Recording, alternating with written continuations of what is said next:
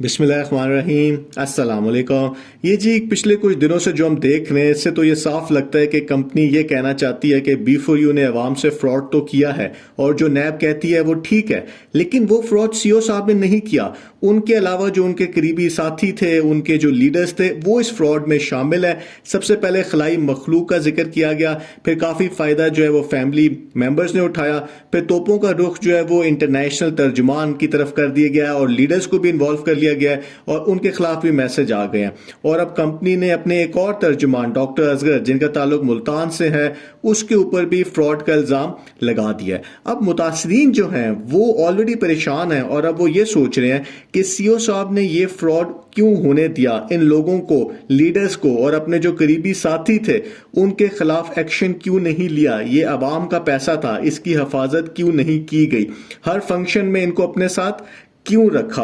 अब हम ये कहेंगे कि जी ये लीडर्स सारे ऐसे नहीं है, कुछ लीडर्स ऐसे हैं, लेकिन उन कुछ लीडर्स के नाम क्यों नहीं लॉ एनफोर्समेंट एजेंसीज को दिए गए, क्यों नहीं नैब को दिए गए। ये अवाम का पैसा था। अगर हम डॉक्टर साहब की बात करें तो जी वो कंपनी में एग्जीक्यूटिव डायरेक्टर के ओहदे पर थे, बोलने में वो भी बड़े अच्छे थे, काफ़ी बड़ी उनकी टीम थी, काफ़ी उन्होंने पैसा भी कमाया होगा और इसके अलावा जो है एक्टिवेशन चार्जेस भी उन्होंने जमा किए और वो कुछ हफ्ते तक जो है एफिडेविट भी जमा कर रहे थे और अब जो है वो सारा मलबा उनके ऊपर भी डाला जा रहा है। उनके बारे में जो पैगाम आया है वो ये है कि जी डॉक्टर साहब ने बहुत लूटा है और ये जाली मोटिवेशनल स्पीकर हैं और उन्होंने कहा है कि जी मेरे भी बैंक अकाउंट्स फ्रीज हैं, इस वजह से मैं आप लोगों को पैसे नहीं दे सकता। जबकि आपको पता है कि सिर्फ नैब ने सीईओ साहब और उनकी फैमिली के अकाउंट्स फ्रीज किए, लीडर्स के अकाउंट्स फ्रीज नहीं हुए और ऐसा नहीं है।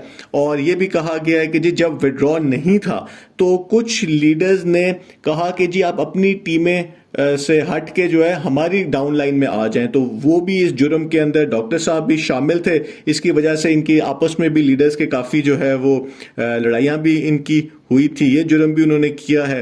अब सवाल यही है कि जी कंपनी ने इसके ऊपर क्या एक्शन लिया। हमें याद है जब ये इंटरनेशनल तर्जमान जो है वो डॉलर बहुत सस्ते खरीद रहे थे तो उनकी आईडी ब्लॉक कर दी गई थी और कुछ ही घंटे बाद उनकी आईडी खोल दी गई।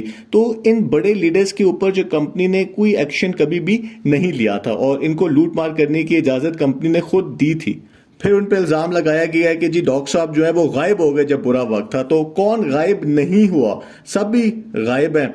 और उन्होंने सीईओ साहब से 16 करोड़ रुपया वसूल किया है जो अवाम का पैसा था और जो मेम्बरान के डॉलर हैं वो भी सीईओ साहब को नहीं दिए। अब यहाँ पे वही बात है कि क्या कंपनी ने कोई एफआईआर इनके खिलाफ काटी, कोई कानूनी एक्शन इनके खिलाफ लिया। और कंपनी ने यह भी कहा है कि जी अब इनका अवाम को लूटने के बाद इनका कोई अता पता नहीं है।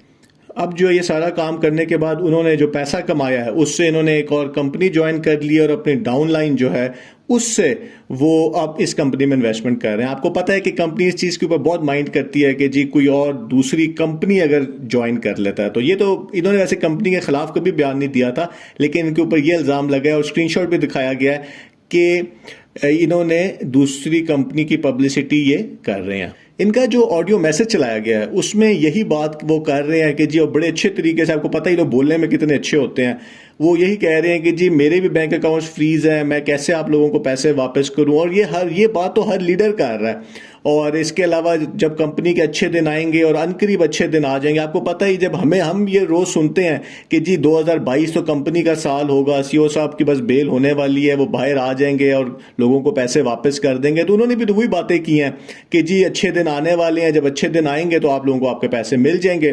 तो ये है डॉक्टर साहब के इस टाइम के ऊपर स्टोरी के कंपनी ने इनके ऊपर भी फ्रॉड का इल्ज़ाम लगा दिया जिस तरह इंटरनेशनल तर्जुमान के ऊपर लगाया गया। अब देखना ये है कि आगे और कौन कौन से लीडर्स हैं जिनके नाम लिए जाएंगे और इस सारी जो ये ब्लेम गेम स्टार्ट हुई हुई है एक दूसरे के ऊपर इल्ज़ाम लगाना, उसका अब अगला टारगेट कौन होगा और क्या डॉक्टर साहब जो है वो कोई रिस्पॉन्ड करेंगे इस मैसेज को। हम एक बात ये भी देख लें कि ये इस टाइम के ऊपर सिर्फ इल्ज़ाम है, क्योंकि जब तक कोई कानून के तहत कोई दरख्वास्त किसी थाने में या अवाम का जो पैसा है सीईओ साहब इनका नाम नहीं लेते और इनका नाम नैब रेफरेंस में शामिल नहीं किया जाता, उस वक्त तक जो है और नैब को इनको इन्वेस्टिगेशन में शामिल नहीं करती, तो इनके ऊपर ये इल्ज़ाम सिर्फ इल्ज़ाम ही रहेंगे। और जो कंपनी कह रही है कि इतना ज़्यादा आवाम का पैसा लूटा गया है, वो आराम से पैसे इंजॉय करते रहेंगे। तो अब कंपनी के ऊपर है कि क्या वो इनका नाम नैब को देती है या नहीं देती। और अब आवाम का पैसा है, कंपनी को चाहिए कि इनका नाम नैब में दे। बहुत बहुत शुक्रिया।